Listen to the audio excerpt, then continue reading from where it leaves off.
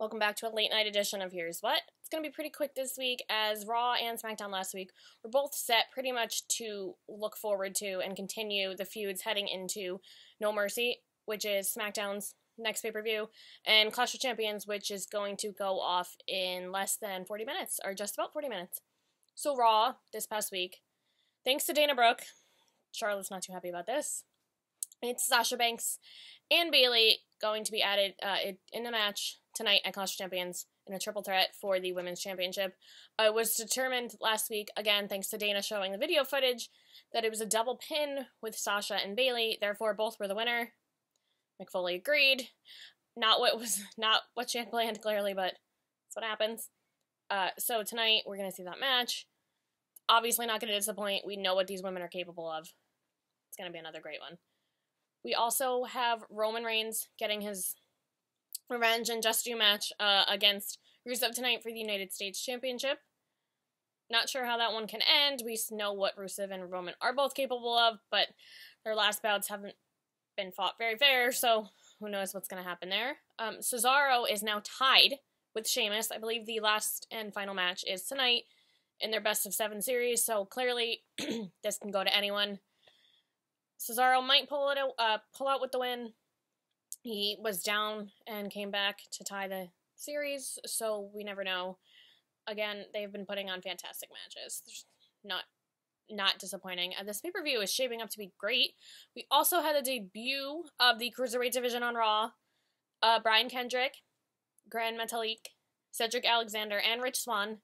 We did not see TJ Perkins, the Cruiserweight champion, but we will see him tonight because the 4 of those men had a fatal 4-way match to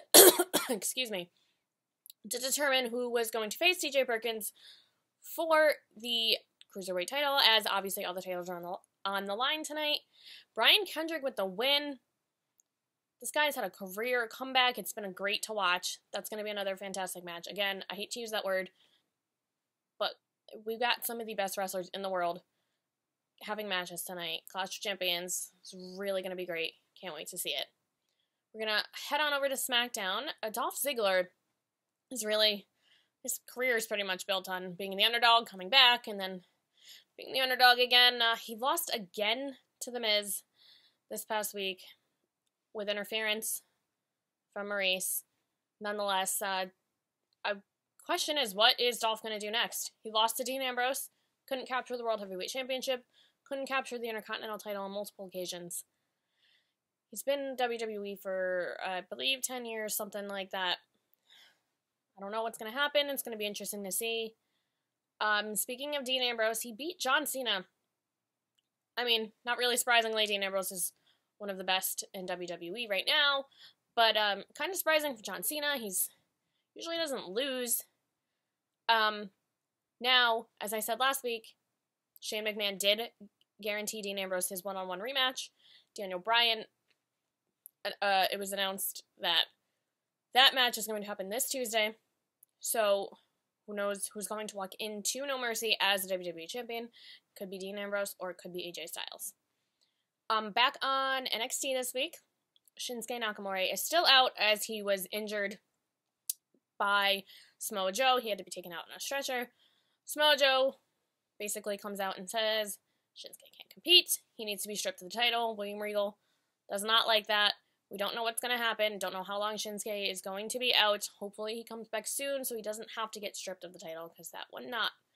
Nobody wants to see that happen.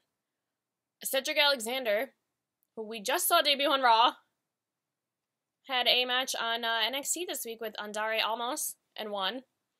Anybody surprised by that? Guy's on a roll this week. We also had Liv Morgan, tiny little girl from New Jersey, calling out Asuka. Not sure that's a good idea. We're going to see, because this week, actually, they are going to have a match. So, I don't know if Liv trying to use that bite off more than you can chew. We don't know. She might be able to pull it out. She's been proving herself pretty good so far, so we'll have to wait and see. Now, in my who to watch in WWE, I have to go with Cedric Alexander. There's no other choice. The guy had a great match on Raw and NXT. got pretty far in the Cruiserweight Classic. WWE fans wanted him to be signed. Triple H listened.